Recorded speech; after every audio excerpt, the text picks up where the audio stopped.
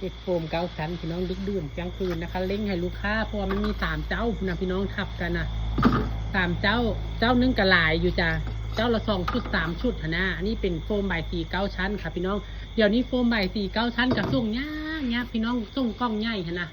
ส่งกล้องใหญ่พระชาส่งไปซะนี่กล้องนึงตก300บ่ไหวพี่น้องค่ะพระชาก็เลยสิได้ส่งเป็น EMS เอาแล้วกันโอ้บอยส่งอย่างฮื้อธรรมดาลงทะเบียนพี่น้อง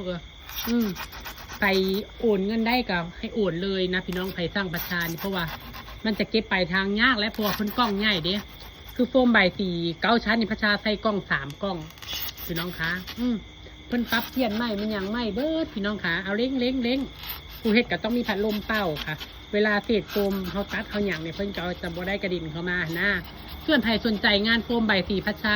กราบขอร้องเด้อสร้างประชาเนิ่นๆจาก7 มื้อ10 มื้อ15 มื้อไว้เดี๋ยวนี้พี่น้องจ๋าอย่าสั่งจอเดี๋ยวจะพระชาเฮ็ดให้บ่ทันช่วงนี้พระชามีหลายเวียกเอาคือขิวถ้าบ่นั้นไฟไหม้มกไข่ข่อยละบ่เอาพี่น้องใครสนใจก็โทรมา0936934184ข่อยสิไปเบิ่งมกไข่ก่อนจ้ะคือขิว